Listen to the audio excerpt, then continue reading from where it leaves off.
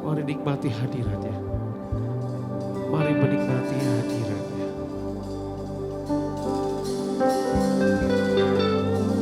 Mari nikmati hadiratnya.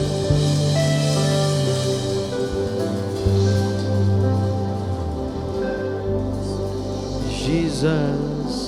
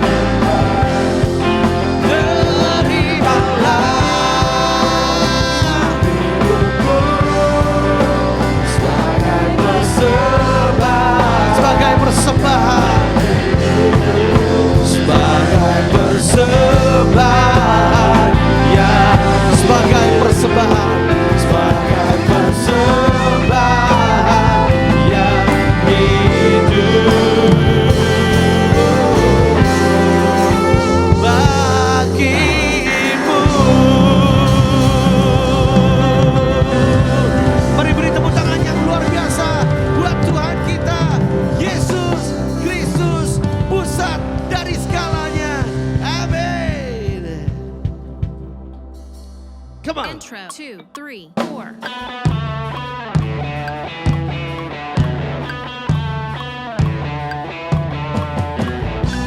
Mari tepuk tangan di atas kepala yuk.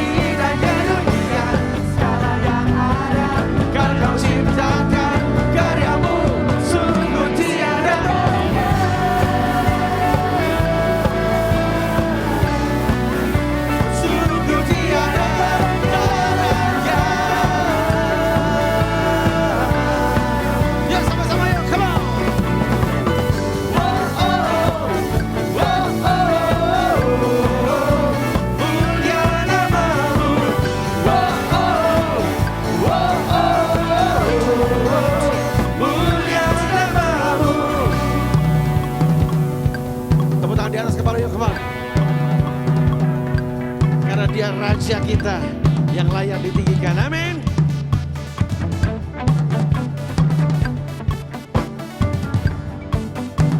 To God be the glory.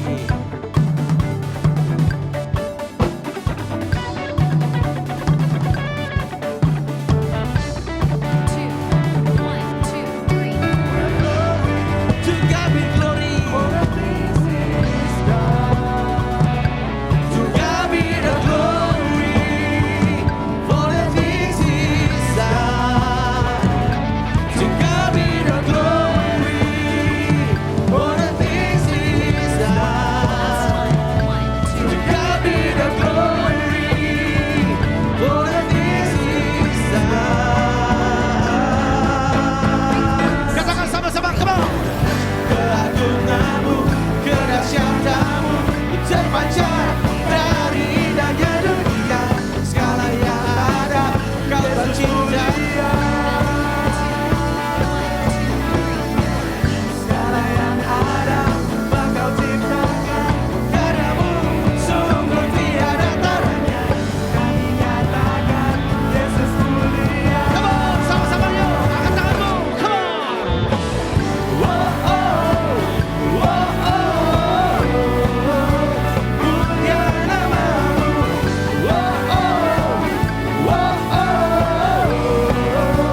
Mulia namamu.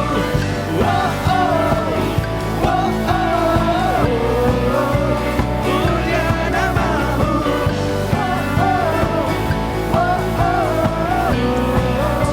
Mulia namamu. Mari beri tepuk tangan yang luar biasa buat Tuhan kita. Amin. Berikan salam kanan kirimu, katakan hari ini dia yang layak untuk terima pujian kita.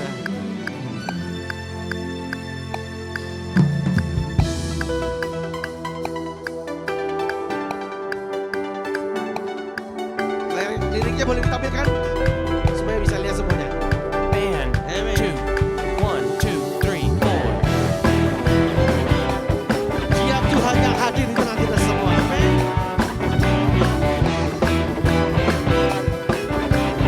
Verse 2, 1, Katakan. 2, 3.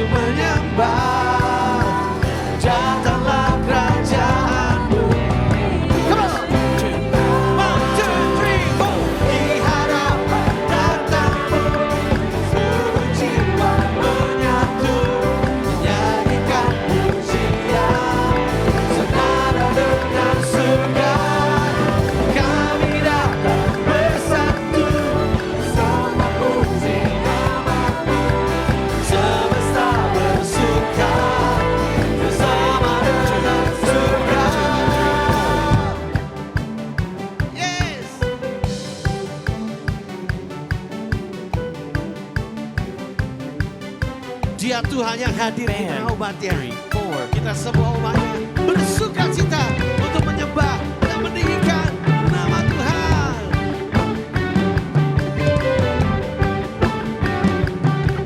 Woo!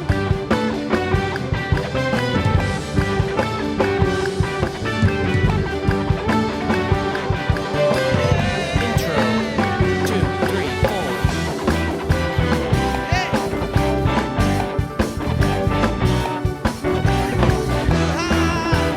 Kami tinggikan namamu.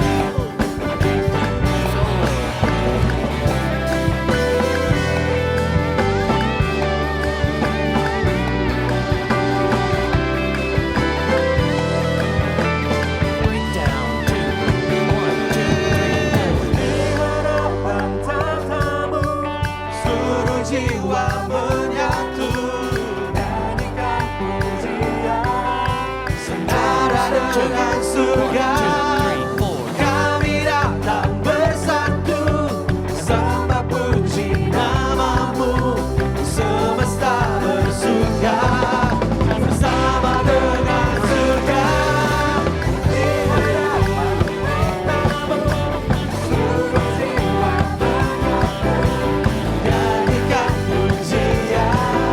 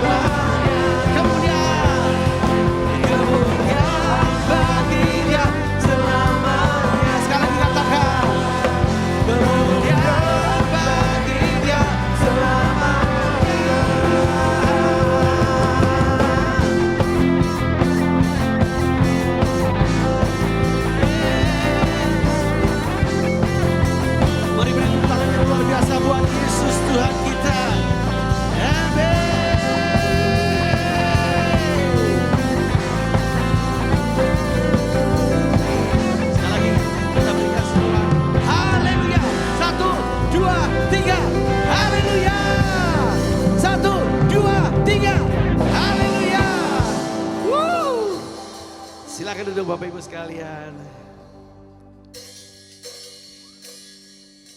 Kita mengenal Tuhan. Kerinduan Dia untuk kita mengenal Tuhan, dirinya lebih baik lagi, lebih dalam lagi. Karena Dia kekuatan kita semua. Amin.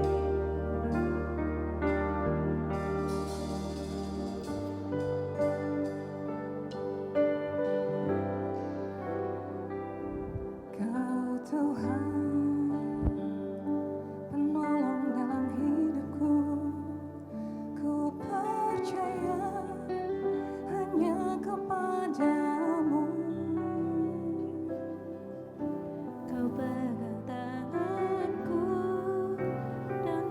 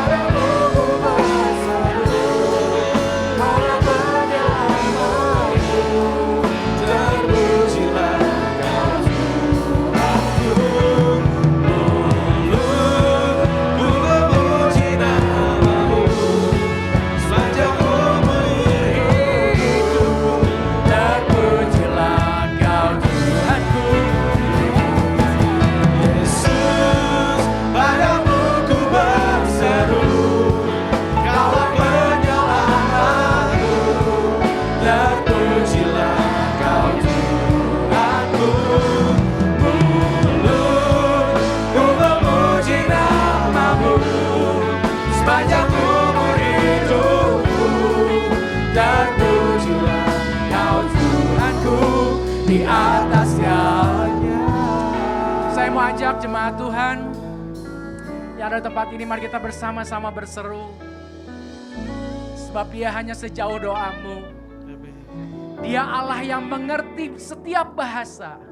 Bahkan dia Allah yang mengerti tetesan air mata. Yesus, padamu ku berseru, Kaulah penyelamatku. Terpujilah Kau Tuhanku. Mulutku memuji namamu sepanjang umur hidupku. Terpujilah Kau Tuhanku. Kau yang khawatir, kau yang berbeban berat, katakan bersama-sama, Yesus, Yesus, padamu ku berseru, Kaulah penyelamatku. Dia yang memegang engkau, Dia Allah yang menyertai engkau, Dia Allah yang memberi engkau kemenangan demi kemenangan. Haleluya. Sepanjang umur hidup.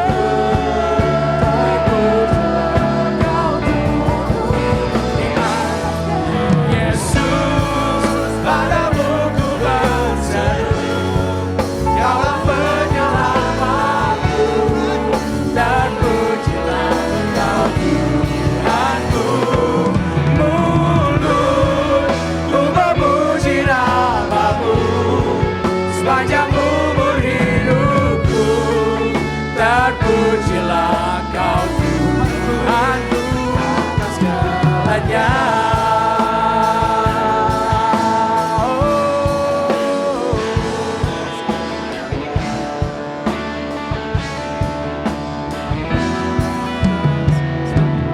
Mulutku memuji namamu sepanjang umur hidupku. Amin.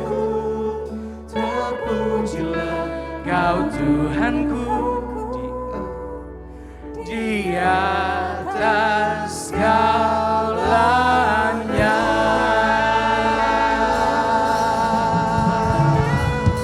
Amin. Amin Tuhan. Hari ini kami berseru kepadamu sebab kami tahu keselamatan itu datang hanya dari-Mu saja, Yesus Kristus Tuhan yang kami sembah. Terima kasih Bapak, terima kasih. Pagi hari ini kami mau duduk, kami mau diam, kami mau dengar setiap perkataan firman-Mu Tuhan. Dan kami tahu setiap firman yang ditaburkan pada siang hari ini tidak akan kembali menjadi sia-sia.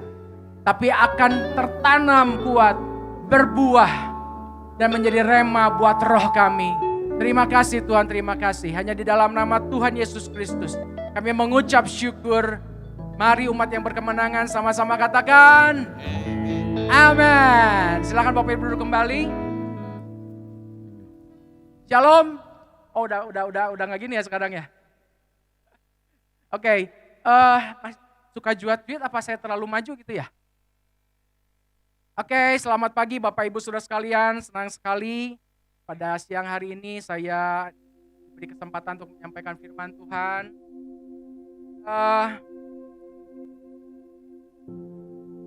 Sebelumnya saya mengucap syukur kalau seminggu lalu 14 Februari berarti ya, kita sudah melakukan buat bangsa kita ini satu peristiwa yang sangat besar.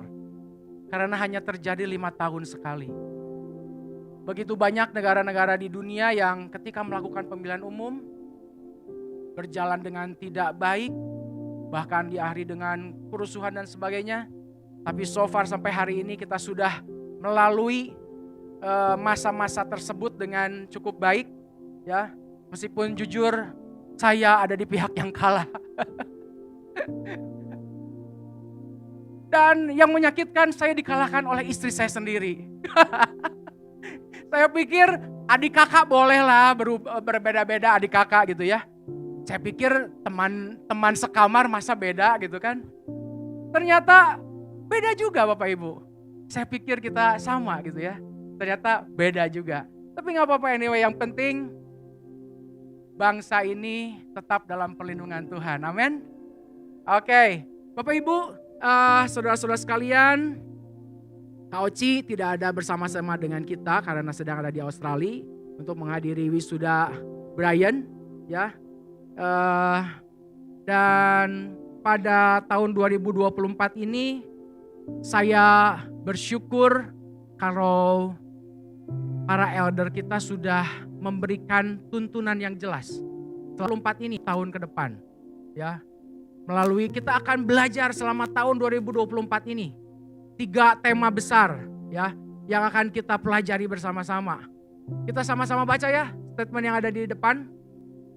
Oke. Yang pertama apa? Knowing God. Yang kedua, yang ketiga, doing good.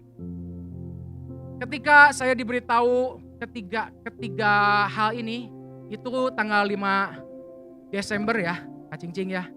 Kebetulan saya nggak bisa ikut ke Cirebon waktu itu. Kowing meminta para pastoral untuk ke Cirebon karena Kowing nggak bisa ke Bandung. Ada Kak Cing-Cing, ada Kelvin, ada Cicencen, ada Kawaci, dan saya nggak bisa ikut. Tapi saya dikasih tahu, jujur Bapak Ibu, pada waktu itu saya sedang dalam kondisi yang tidak baik-baik saja. Ya, begitu banyak pikiran menggelanjut dalam pikiran saya gitu loh, tentang tahun depan. Secara pribadi jujur saya takut. Ya, kenapa Bapak Ibu? Karena saya mengalami satu masa yang disebut disrupsi. Mungkin Bapak Ibu sudah banyak dengar gitu ya tentang disrupsi. Disrupsi ini adalah satu perubahan yang terjadi secara besar-besaran dikarenakan satu kondisi yang tidak terduga. Seperti kita ketahui, 3 tahun lebih kita mengalami masa-masa yang sangat berat, masa-masa COVID. Berat Bapak Ibu, terutama buat pekerjaan saya yang mengumpulkan orang banyak. Karena saya bekerja di dunia wedding, pekerjaan saya semakin banyak orang yang berkumpul, semakin bagus buat saya. Gitu ya. Dan Tuhan izinkan selama 3 tahun itu tidak boleh ada wedding. Bertahan tahun ke-1, tahun ke-2, tahun ke-3, dan akhirnya masuk, wah agak mulai lega nih. Sudah boleh nih pesta-pesta meskipun kecil-kecil. Saya pikir akan cepat berubah seperti dulu. Kalau dulu saya sangat-sangat terbiasa untuk melayani satu pesta itu ya 500 itu dikit banget. 500 itu dikit. Rata-rata 1.000, 1.500. Bahkan saya pernah cerita bahwa saya pernah sampai 3.500 orang saya kasih makan. Hampir menyamai Tuhan Yesus. Untung tidak menyamai, kalau enggak saya sombong. Jadi cukup kata Tuhan 3.500 aja, lu jangan macam-macam, lu jangan ngeduluin gua gitu kan. Kenapa? Nah sayangnya gak gratis, kalau Tuhan Yesus gratis, kalau saya bayar. Tapi masa-masa itu saya pikir akan cepat balik gitu. Sampai pada akhirnya masuki tahun 2024 ini, wah Bapak tahu, Ibu tahu, saudara-saudara tahu pekerjaan saya terakhir itu 10 Desember Bapak Ibu. 10 Desember itu tahun 2023 itu pekerjaan saya terakhir. Padahal biasanya saya masih bekerja sampai tanggal 20 sekian itu masih ada pekerjaan. Dan tahu nggak, pekerjaan saya selanjutnya yang di wedding ini adanya nanti 23 Maret. Bayangkan 4 bulan tanpa pekerjaan. Meskipun Tuhan tetap pelihara. Tiba-tiba ada yang ulang tahun anak. 2 tahun 50 orang, syukur puji Tuhan. Tiba-tiba ada yang acara gereja meskipun di Katolik. Saya bukan orang Katolik, tapi saya sering kali ada dikasih job di keuskupan. Puji Tuhan meskipun cuma 90 sampai 100 orang. Tapi saya mengalami masa-masa disrupsi itu. Di mana terjadi besar-besaran. Kalau dulu pesta besar 1.000, 1.500. Sekarang pesta itu 200, 300. Ya. Kemudian kalau dulu pestanya di gedung. Sekarang beralih ke hotel. Karena kenapa? Lebih efektif. Hanya untuk 300, 400 orang yang mendingan di hotel. Gedung terlalu besar. Gedung harus bayar sewa gedung. Kalau di hotel kan tidak. Hanya beli makanan dikasih tempat. Mulai berubah. Kemudian banyak sekali disrupsi terjadi di dunia ini. Mau di dunia digital, apapun banyak yang berubah. Ya. Kemudian tempat gedung-gedung yang dulu saya biasa kerja, mungkin Bapak Ibu tahu lah beberapa gedung di sini yang suka dipakai tempat wedding.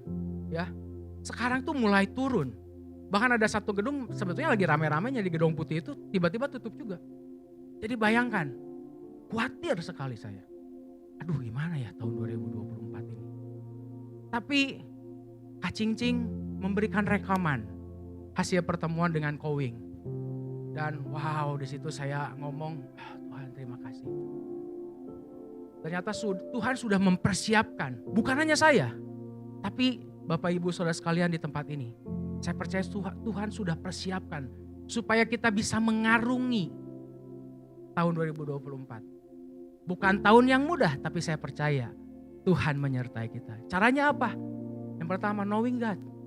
Kita harus tahu siapa Tuhan yang kita sembah. Ada siapa di belakang kita. Bapak Ibu pernah nonton film Ice Age? Pernah? Siapa yang pernah nonton? Ya, ada satu tokoh kartun namanya Sid. Petakilan, gak mau diem. Belaga sok jago. Ya, belaga berani. Padahal kalau dia dikejar sama Diego. Masih ingat? Dia lari duluan. Tapi dia suka terlihat berani gitu. Kenapa? Karena di belakang dia ada si mamut. Ada gajah besar. Dia merasa dia yang paling hebat. Ternyata tidak. Diego singa itu bukan takut sama si Sid. Tapi dia takut sama si mamut. Begitu pula kita. Ya, kita pun mengalami hal yang sama. Seringkali kita takut, kita khawatir. Tapi jangan takut Bapak Ibu. Ada seseorang, ada satu di belakang kita yang luar biasa. Tapi kita harus tahu siapa Tuhan yang kita sembah.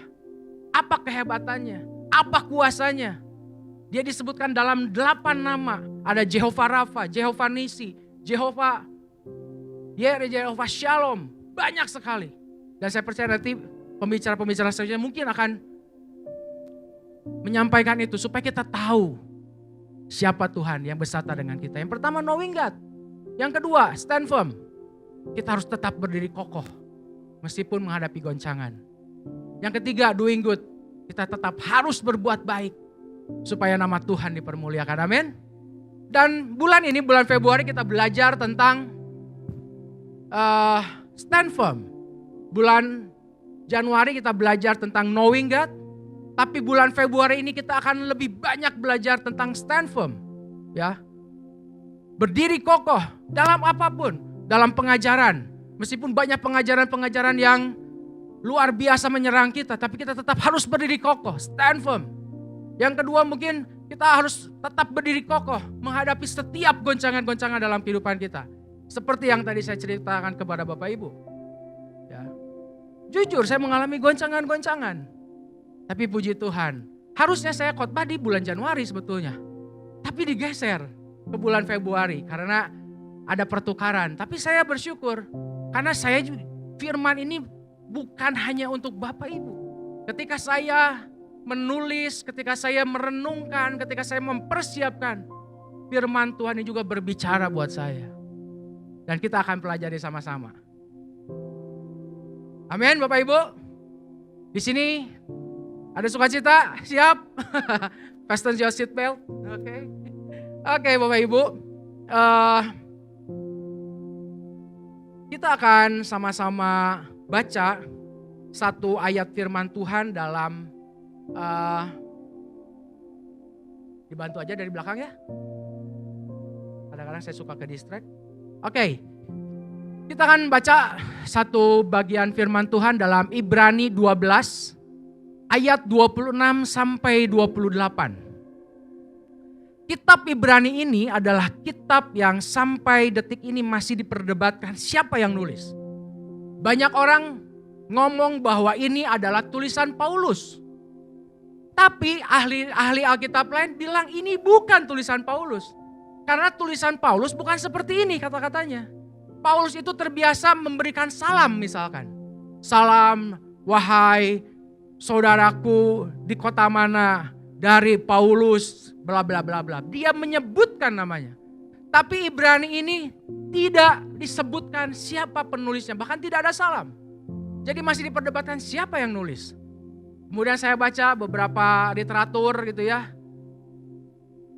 Yang saya dapatkan hanya gini, bahwa kitab Ibrani ini ditulis oleh seseorang yang berlatar belakang Yahudi. Dan dia menuliskan surat ini untuk saudaranya sesama orang Yahudi yang sedang mengalami penganiayaan, yang sedang mengalami goncangan kehidupan, yang sedang mengalami kekhawatiran, yang sedang mengalami ketakutan. Ini latar belakang kitab Ibrani. Ditulis oleh orang Yahudi untuk saudaranya yang beragama Yahudi yang sedang mengalami ketakutan. Tujuannya apa? Supaya dia memberikan kekuatan, dia memberikan penghiburan, dia menyatakan bahwa Tuhan Yesus adalah Tuhan yang berkuasa atas hidup setiap kita. Karena masa penganiayaan bukan masa yang gampang. Waktu kecil saya suka lihat film-film tentang akhir zaman. Bahkan ada satu pembicara favorit yang sampai hari ini tidak terlupakan buat saya. Pak Peter Condro. Waduh, itu waktu itu zaman saya masih kecil ya, kurang lebih umur 11-12 tahun lah, SMP. Waduh, kalau Pak Peter Condro ini ke Tasik dan dia khotbah tentang akhir zaman. Wow, itu kayak dikasih dongeng yang kayak dia cerita seperti ini, tapi saya itu kayak melihat, wah ini, karena dia sertai dengan slide, film dan segala macam gitu ya. Kayak hidup gitu ceritanya. Dan dia cerita bagaimana penganiayaan itu harus terjadi di zaman akhir nanti. Tapi bukan itu fokusnya. Yang saya mau cerita adalah orang-orang Yahudi pada saat itu mengalami penganiayaan. Dan ada seseorang yang mengencourage. Ya, mari kita baca sama-sama.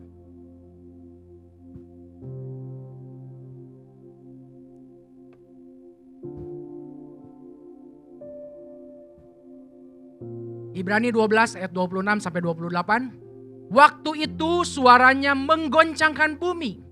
Tetapi sekarang ia memberikan satu kali lagi aku akan menggoncangkan bukan hanya bumi saja. Melainkan langit juga. Ungkapan satu kali lagi menunjuk kepada perubahan pada apa yang dapat digoncangkan. Apa yang dapat digoncangkan? Semua dasar-dasar dari sesuatu. Kalau orang menghancurkan sebuah gedung, dia tidak mungkin simpan dinamit di atas. Yang dia lakukan, dia hancurkan dasarnya supaya bangunan tersebut hancur. Semua dasar-dasar yang didirikan di atas pasir akan hancur. Apa itu?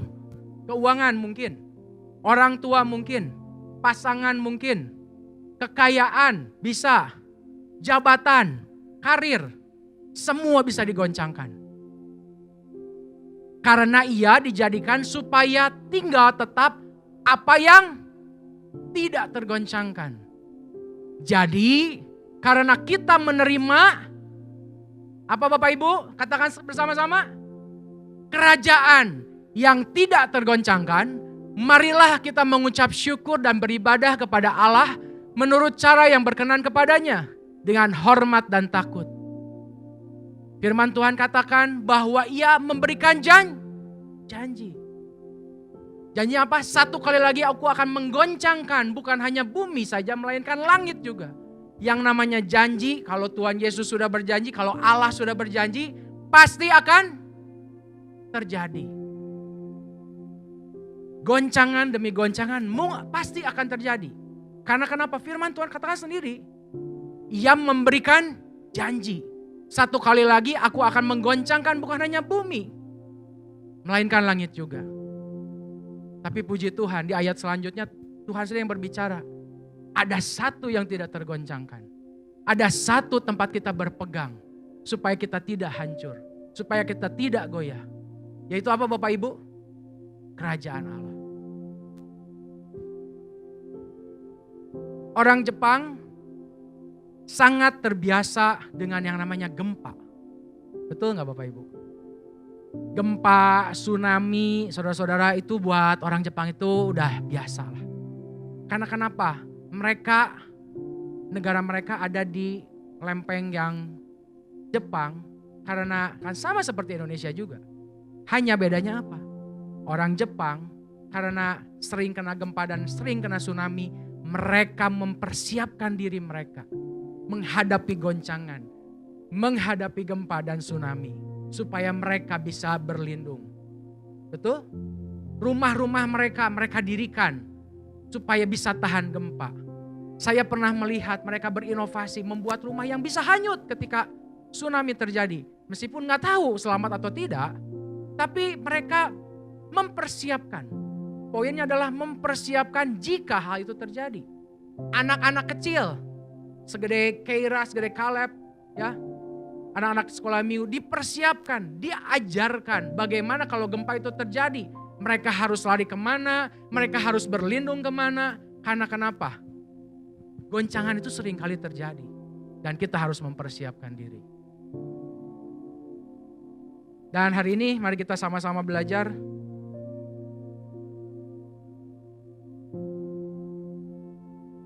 Apa sih yang dapat digoncangkan seperti saya tadi bilang? Semua dapat digoncangkan, terutama hal-hal yang didirikan di atas pasir. Pasangan hidup kita, orang tua kita. Ada mungkin di antara kita yang sangat bergantung pada orang tuanya. Sangat bergantung pada pasangannya. Meniti karir lebih dari apapun. Karena dia orang yang achiever, dia berusaha mengejar target, mengejar karir dan lain sebagainya. Tapi mungkin suatu saat Tuhan akan izinkan bahwa itu semua akan digoncangkan. Banyak bisnis bisa digoncangkan. Ya, kita pelaku usaha retail tuh paling merasakan lah sekarang ya. Saya nggak tahu apakah ini sudah puncaknya atau belum, tapi saya pribadi merasakan bagaimana daya beli itu turun gitu. Daya beli masyarakat itu turun. Ya. Adik saya Maria di dunia wedding, kalau dulu ditawarin apapun dilahap. Ya, apapun. Ci, ini biar bagus Ci, pakai ini. Oke. Ci, biar bagus pakai ini. Ayo. Tapi sekarang mereka mulai mengatur ya budget mereka. Saya ada rumah makan sama mengalami slow down gitu. Duh, kok nggak naik-naik ya? Gitu. Sama daya beli. Terus misalkan apa yang diserang? Kalau dalam sebuah keluarga, suami istri, apa yang diserang? Komitmen. Banyak sekali keluarga-keluarga yang diserang, terutama komitmen sebagai suami istri. Karena itu dasar dari sebuah pernikahan. Dasar dari sebuah keluarga adalah komitmen. Dan ya puji Tuhan, ada satu yang tidak tergoncangkan. Satu-satunya yang tidak tergoncangkan adalah kerajaan Allah. Masalahnya bagaimana kita mencari kerajaan Allah itu.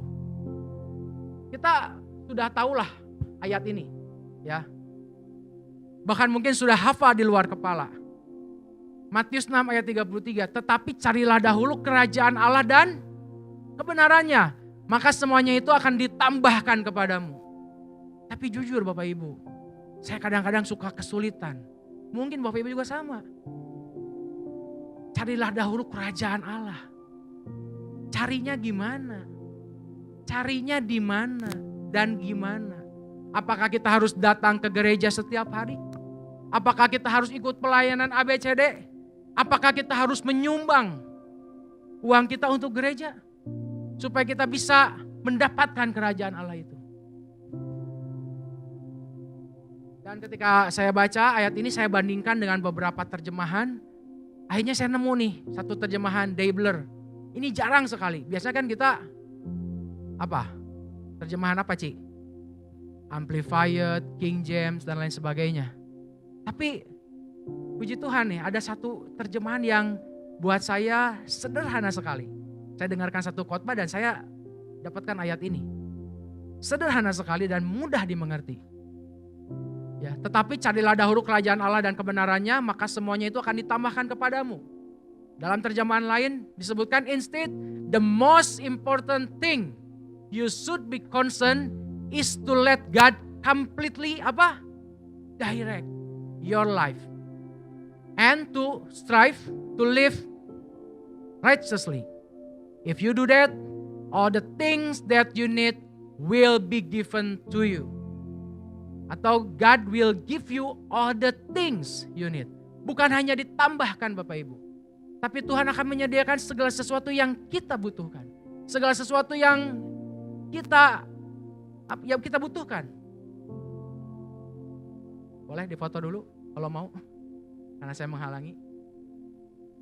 Jadi melalui perbandingan ayat ini saya mulai mengerti. Oh, yang disebut dengan mencari kerajaan Allah itu bukan melayani di satu gereja. Bukan hadir di saat kebaktian. Bukan hanya memberi persembahan. Bukan itu Bapak Ibu. Tapi mencari kerajaan Allah itu adalah ketika kita membiarkan kehendak Tuhan terjadi atas kehendak kita. Saya tahu mungkin kita punya keinginan. Bapak Ibu punya keinginan. Punya cita-cita. Tapi maukah kehendak kita taruh di bawah kehendak Tuhan. Fokus. Instead the most important thing. Hal yang paling penting. You should be concerned. Is to let God completely direct. Mengarahkan hidup kita secara full. Gampang? Sangat-sangat susah. Karena kita punya keinginan. Karena kita punya mimpi juga. Tapi maukah siang hari ini kita, oke Tuhan, firman Tuhan hari ini berbicara buat Bapak Ibu. Mari kita lakukan kehendak Tuhan. Di atas kehendak-kehendak kita. Jalanmu di atas jalan-jalanku. Rancanganmu melebihi rancanganku. Firman-Mu itu yang membebaskanku. Berjalan lebih tinggi. Apa? Berjalan bersamamu. Hari ini kita mau sama-sama taruh kehendak kita. Jalan-jalan kita di atas jalan-jalannya Tuhan. Jalan-jalan Tuhan lebih tinggi dari apa yang kita kehendaki. Supaya kita berjalan lebih tinggi. Dan yang kedua, melakukan hal-hal baik. Hal-hal benar. Hal-hal benar dalam hidup kita.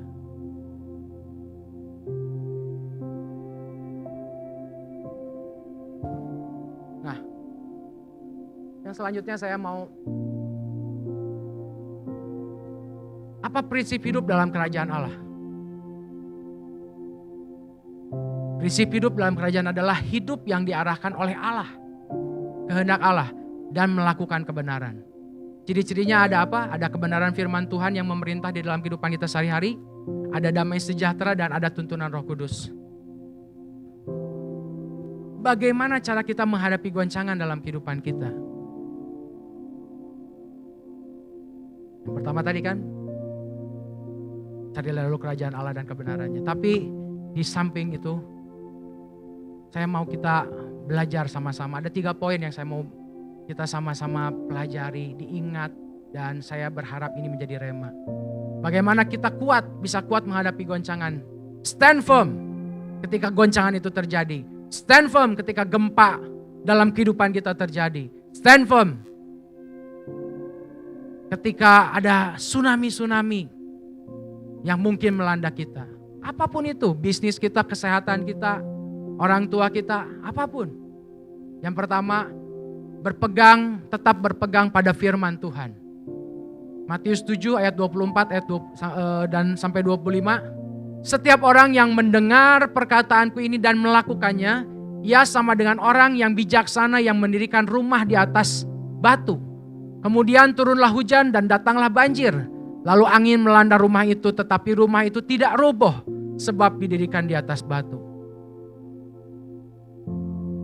Hari ini poin yang pertama, baiklah kita menaruh hidup kita pada batu karang yang teguh, firman Tuhan. Saya bersama istri, anak-anak memulai satu kebiasaan yang baru ketika kita di mobil. Sekolah anak saya cukup jauh, kurang lebih 25 menit sampai 30 menit ya sampai ke Kopo. Dan kalau dulu jujur ya di mobil kita cuma ngobrol-ngobrol ringan aja lah ya. Bahkan saya harus memperhatikan jalan dan lain sebagainya. Tapi di awal tahun ini Ketika saya membaca YouVersion, tiba-tiba Tuhan kasih hikmat. Kenapa di mobil kita tidak bahas firman Tuhan saja bersama-sama? Kemudian saya beralasan, Tuhan tapi ini kan berat-berat semua bahannya. YouVersion itu kan cukup berat-berat. Ada satu bagian di bawah tuh rencana. Benar gak Ci? Rencana, dan itu banyak sekali renungan-renungan firman Tuhan. Kemudian saya cari iseng cari yang buat anak-anak. Ternyata ada renungan yang singkat tapi relate lah, bisa masuk sama anak-anak.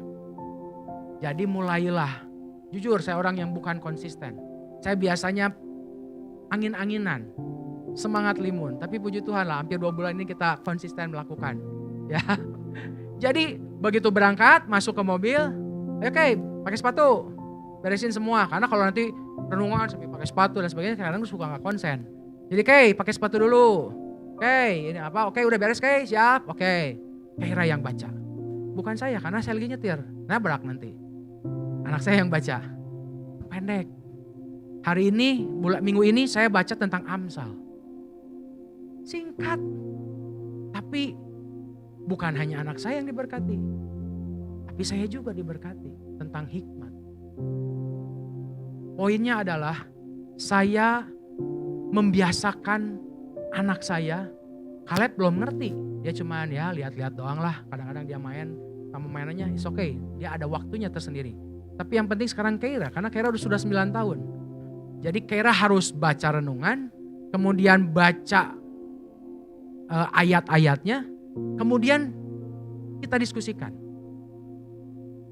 Menurut Keira apa itu artinya? Menurut Keira apa? Ini dia masih terbata-bata lah, gak apa-apa. Yang penting dia baca, dia ngerti. 1-2 poin pun itu berharga.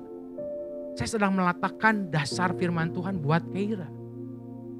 Yang lucu dia pernah suatu kali tanya, ayo hafalin ayat emasnya Ayah, kan dia panggilnya ayah. Nikmat sekali kalau dipanggil ayah. Kayak sinetron. Ayah gitu kalau pulang kerja gitu ya. Aduh, itu luar biasa nikmat. Ayah, apa sih bedanya ayat emas sama ayat biasa? Saya bilang ini, ayat emas itu adalah ayat yang jadi rema, menemplak atau mengingatkan sesuatu. Dan suatu saat ayat itu akan keluar ketika Keira membutuhkan. Contoh, kalau Keira lagi khawatir misalkan. Kata-katanya tidak harus percis, tapi ada kata-kata yang keluar. Misalkan kalau kita lagi khawatir, apa Bapak Ibu? Misalkan, serahkanlah kekhawatiranmu kepadanya sebab dia yang memelihara kamu, misalkan.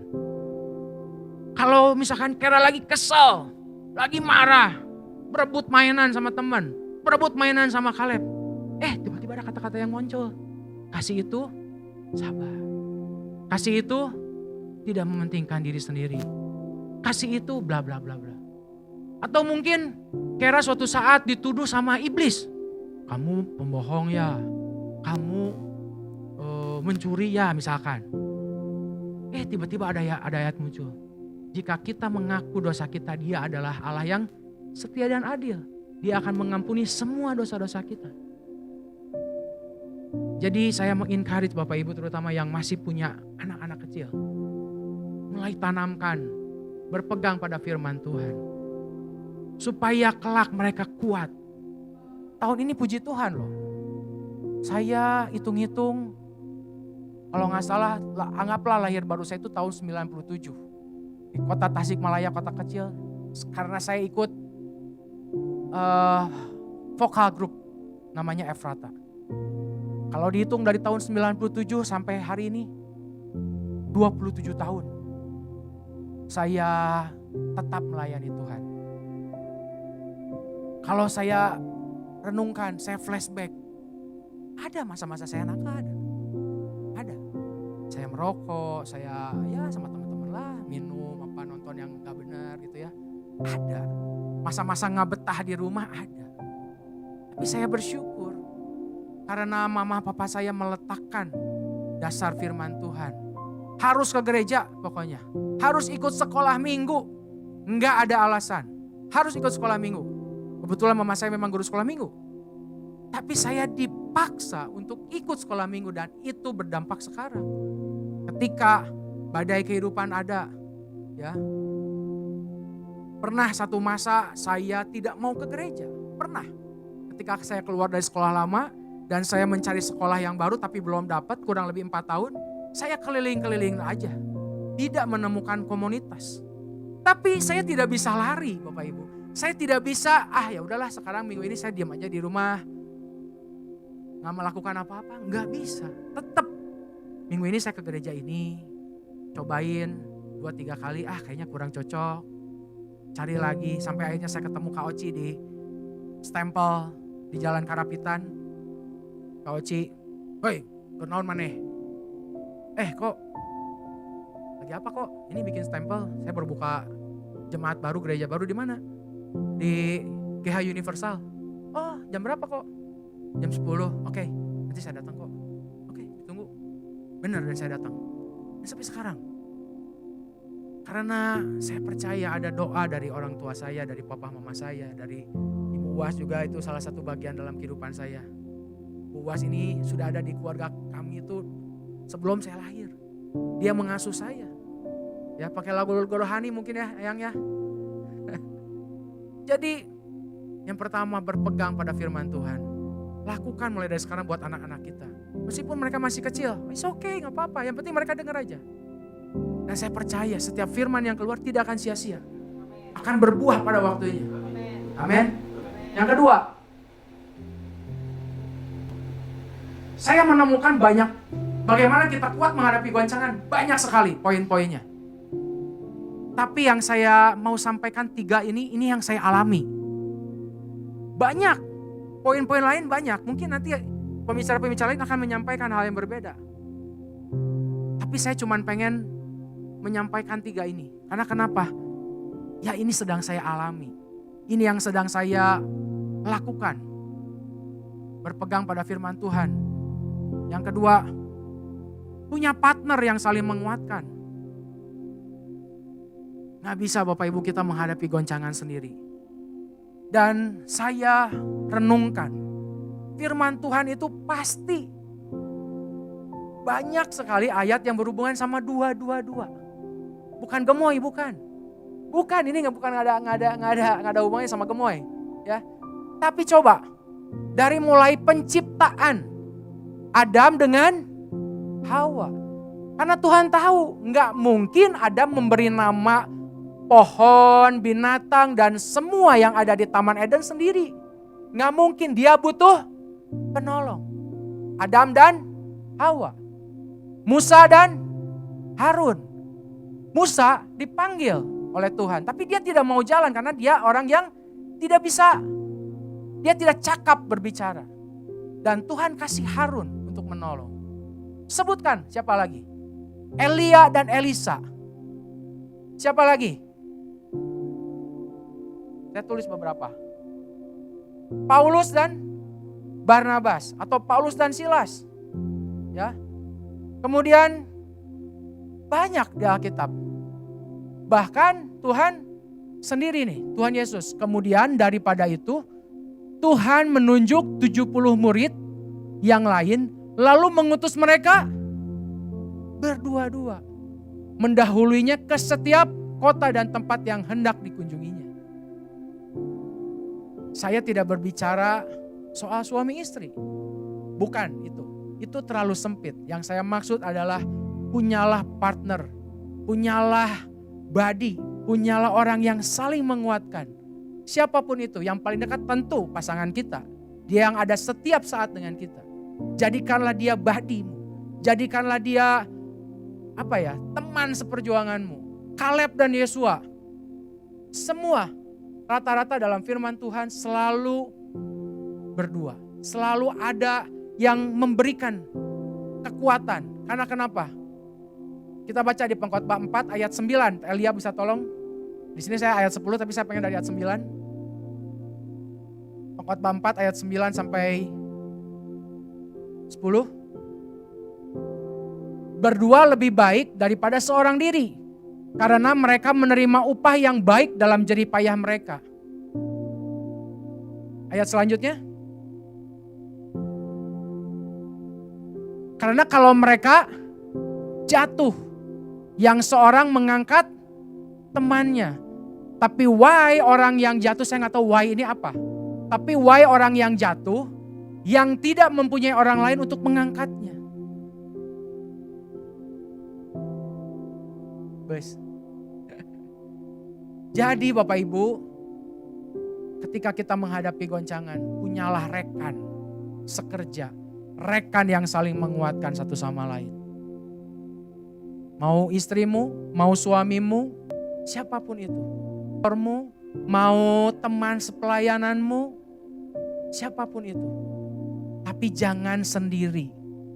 Hadapi goncangan, jangan sendiri. Dan karena kita tidak akan kuat. Kita akan goyah kalau sendiri. Kemarin saya sama beberapa orang, ada Stella, ada Ferdi, ada Chandra, ada Hani, ada Regina, siapa lagi ya? Cencan, ya, istri saya nengok Om Hengki, papahnya Kak Oci. Wow. Yang saya mau ngomong, ketika mereka berdua itu lebih kuat loh. Padahal hal yang Om dan Tante hadapi bukan perkara yang mudah juga. Si Christine kemarin juga ya ada ya di. Tapi saya seneng gitu lihat Om, lihat Tante. Tetap kuat, tetap sukacita, hebat loh. Om Hengki itu ingat semua anak-anak dari kita. Cuma ada beberapa yang rada lupa. Bukan salah Om Hengki, salah yang ngasih nama kayaknya. Terlalu sulit, terlalu sulit. Jadi ada, siapa kemarin yang minta ditulis ulang? Ada Clea, ada Louis ya. Ada siapa gitu. Tapi yang luar biasa Om Hengki itu kok inget gitu. Anaknya Maria, terus dia nanya, siapa di United yang sudah menikah tapi belum punya anak? Saya masukin juga tuh Helen sama Ulman. Ya saya catat. Kemudian ada Herman sama Ica. Dan saya percaya itu masuk dalam list doa Om Hengki. Maksudnya apa? Om Hengki sama Tante sudah memberikan teladan buat kita. Bahwa ketika mereka berjalan berdua, kekuatannya luar biasa. Bersyukur papa mama saya juga sama. 42 tahun mereka menikah sampai akhirnya Tuhan memisahkan. Saya melihat dari pagi sampai malam mereka selalu berdua. Dalam usaha apapun, dari mulai mereka menikah, mereka jualan kue. Jangan anggap seperti di Prima Rasa Bapak Ibu. Papa mama saya jualan kue bukan seperti Prima Rasa atau Kartika Sari, bukan. Mereka jualan benar-benar di meja, di pasar. Dari jam 2, jam 3 subuh. Tapi mereka bersama-sama. 14-15 tahun mereka melakukan hal itu bersama-sama. Kemudian pindah ke dunia asuransi, kemudian pindah ke dunia kuliner. Selalu bersama-sama dan itu teladan buat saya. Berjalan bersama. 2024 ini bukan tahun yang mudah. Dihadapi berdua aja sulit, apalagi kalau sendiri. Mari bergandeng tangan. Ya. Banyak. Saya kemarin harus memilih sekolah buat Caleb. Ya. Bingung gitu, aduh pengennya sekolahnya yang ya ada fasilitasnya lah. Dan ada Mandarinnya lah gitu. Udah nanya-nanya ke beberapa sekolah.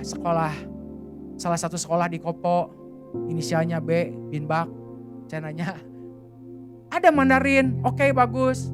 Udah oke lah, pindah lagi ke sekolah yang di belakangnya. Ya, oke. Ada satu sekolah yang tidak kita perhitungkan. Karena biang macet. Jadi saya pikir malas lah ke sana. Mesti nganterin Kera, nganterin ke sana, macet takutnya gak nyampe gitu. Tapi istri saya kekeh. Cobalah.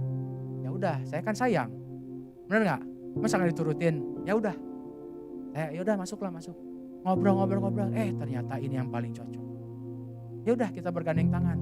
Masalahnya apa? Biaya. Karena ini di luar budget.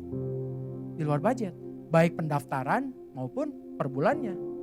Tapi gak apa-apa, kita doa sama-sama. Kita ambil formulir, kita balikin. Tiba-tiba ada yang kasih berkat. Sehingga sebagian besar bisa tertanggulangi. Tinggal nanti ya bulannya oke lah, nanti Tuhan saya percaya kasih berkat gitu loh. Tapi sepakat, bersama-sama berdoa. Berdoa loh, milih sekolah aja berdoa. Karena kenapa? Ya ini kan satu masa yang panjang gitu, bukan cuma sehari 2 hari. Dan kita harus putuskan bersama-sama untuk masa depan anak-anak kita. Itu yang kedua, ya. Punya partner yang saling menguatkan. Saya berharap Bapak Ibu semua di tempat ini punya partner yang menguatkan. By the way, waktu saya sampai berapa menit lagi? Ada yang bisa mengingatkan? Ini yang terakhir. Punya berapa? 6 menit? 15 menit? Oh ya, masih lama ya? Saya pikir udah habis waktunya. Oke, yang ketiga, hidup dengan rasa cukup. Filipi 4, saya pengen kita baca sebelumnya, bisa dari Filipi 4 ayat 9 gak Elia? Yang pertama, apa Bapak Ibu saudara sekalian? Supaya kita sambil mengingat, ketika kita menghadapi goncangan, kita harus berpegang pada firman Tuhan. Yang kedua, punya partner yang setia, yang saling menguatkan. Yang ketiga, punya rasa cukup dalam kehidupan kita. Filipi 4 ayat 9, dan apa yang telah kamu pelajari, dan apa yang telah kamu terima, dan apa yang telah kamu dengar, dan apa yang telah kamu lihat padaku, lakukanlah itu. Maka Allah sumber damai sejahtera akan menyertai kamu. Kuncinya apa? Damai sejahtera akan menyertai kamu. Ayat selanjutnya. Aku sangat bersukacita dalam Tuhan, bahwa akhirnya pikiranmu dan perasaanmu bertumbuh kembali untuk aku. Memang selalu ada perhatianmu, tetapi tidak ada kesempatan bagimu. Ayat 11. Kukatakan ini bukanlah karena kekurangan, sebab aku telah belajar mencukupkan diri dalam segala keadaan. Kata kunci yang ketiga, poin yang ketiga yang saya mau sampaikan, punya rasa cukup. Karena kalau kita punya rasa cukup, hidup kita akan penuh dengan damai sejahtera.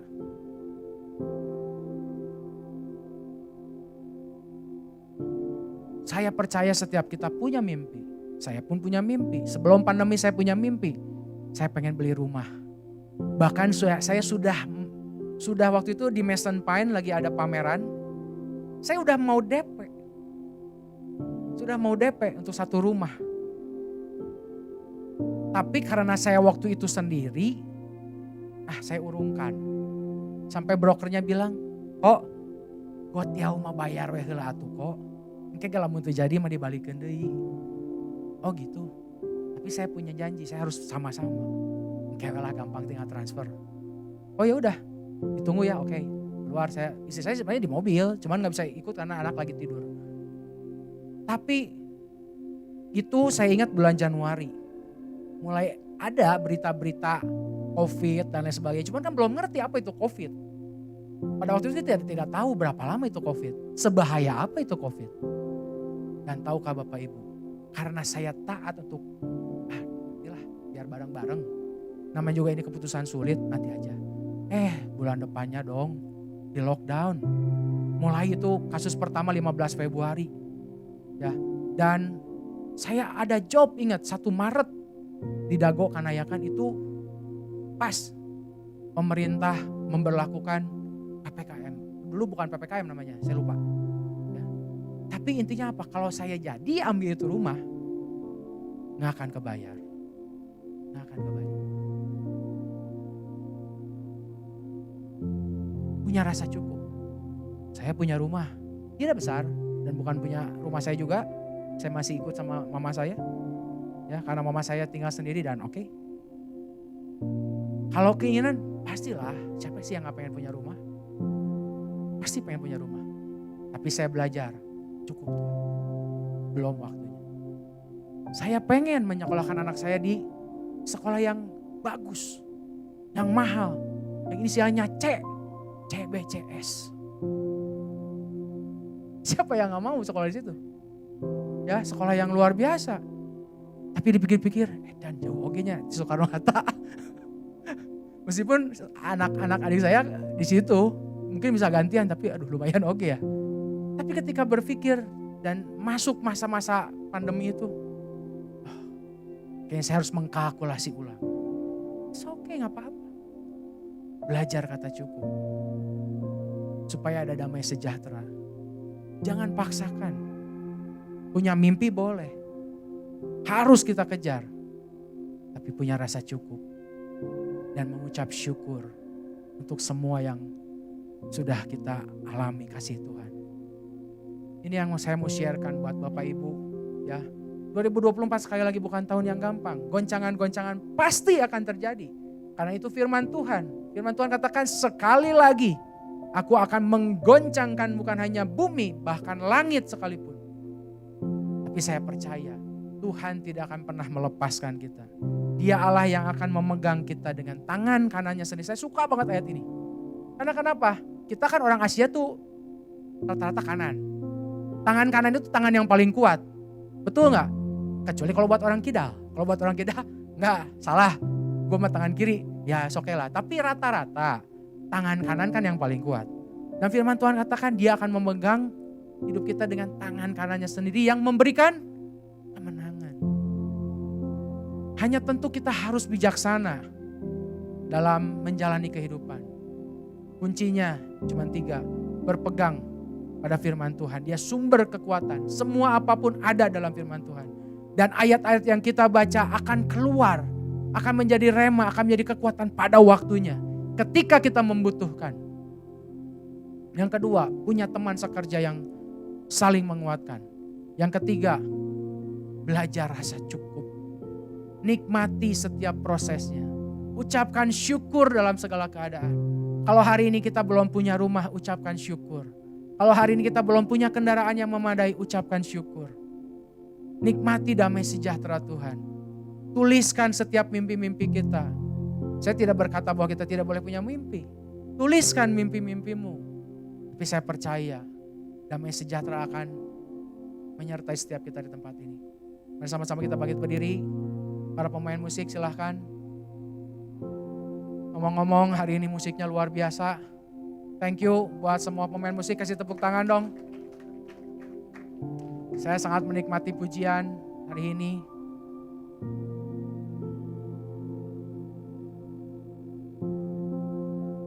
Mari Bapak Ibu, saudara-saudaraku semua, mumpung sekarang masih bulan Februari, kita sudah belajar tentang knowing God. Nanti di bulan keempat kita akan belajar lagi tentang knowing God. Jadi knowing God itu bulan ke-1, bulan ke-4, dan selanjutnya. Loncat-loncat. Stay firm, stand firm, bulan ke-2, bulan ke-5, bulan ke-8, dan selanjutnya. Terus, 1 tahun ini kita akan dibekali dengan firman Tuhan, dengan penyertaan Tuhan yang luar biasa. Sama-sama kita nyanyikan Yesus Padamu Ku Berseru. Yesus, ku berseru, Kaulah penyelamatku, terpujilah Tuhanku. Mulutku memuji namamu, sepanjang umur hidupku, terpujilah Tuhanku di atas segalanya. Yesus, padamu ku berseru, Kaulah penyelamatku, terpujilah Tuhanku. Mulutku memuji namamu, sepanjang umur hidupku, terpujilah aku di atas segalanya. Saya rindu hari ini engkau yang datang suami istri, engkau yang datang dengan anak-anakmu dan anakmu ada di sampingmu, boleh berpegang tangan, boleh saling menguatkan. Firman Tuhan katakan berdua lebih baik, karena ketika yang satu jatuh, ada orang lain yang akan mengangkat, ada orang lain yang akan membantu. Hari ini saya rindu setiap keluarga di tempat ini. Bapak, ibu, suami, istri, atau yang mungkin yang belum menikah. It's okay, gak apa-apa. Saya percaya Tuhan sudah siapkan partner-partner yang luar biasa dalam pekerjaanmu, di keluargamu. Mari bergandeng tangan. Mari kita berkomitmen pada minggu hari ini bahwa kita akan berpegang pada kerajaan Allah yang tidak tergoncangkan. Pagi hari ini, mari kita meletakkan jalan-jalan kita di bawah jalan-jalan Tuhan. Supaya kita naik tinggi, semakin tinggi. Ketika kita menyerahkan kedaulatan hidup kita buat Tuhan. Dan saya rindu setiap keluarga di tempat ini, mari kita punya komitmen untuk berpegang teguh pada firman Tuhan. Mulai sampaikan firman Tuhan, ayat-ayat firman Tuhan buat anak-anak kita. Mereka masih kecil, it's okay, bacakan saja. Karena firman Tuhan katakan setiap firman Tuhan yang ditabur, yang dikeluarkan tidak akan kembali dengan percuma. Kalau yang anak-anak kita sudah cukup besar, ajak berdiskusi. Terangkan apa maksud dari firman Tuhan. Anak-anak kita akan menghadapi satu masa yang lebih berat dari kita. Sekarang aja kita sudah berat. Apalagi zaman anak-anak kita Bapak Ibu. Dan kita sebagai parents, kita sebagai orang tua, kita tidak bisa menjaga mereka 24 jam. Sepanjang hidup mereka. Yang bisa kita lakukan adalah meletakkan dasar-dasar yang kuat. Supaya mereka tetap berpegang teguh, berdiri kokoh, menghadapi kehidupan. Pergaulan mereka akan sangat-sangat besar, sangat-sangat berat. Tapi saya percaya, kalau ada pagar-pagar firman Tuhan, kalau ada pagar-pagar doa yang kita siapkan buat anak-anak kita, saya percaya mereka akan berdiri kokoh, berdiri kuat. Yang ketiga, ucapkan syukur. Cukup Tuhan kasih karuniamu. Terima kasih, Kau mengasihi. Saya kasih kesempatan, yang mau berdoa silahkan. Perkeluarga, 1-2 menit. Suami istri, ibu dan anak, atau adik kakak, please silahkan. Nikmati hadirat Tuhan.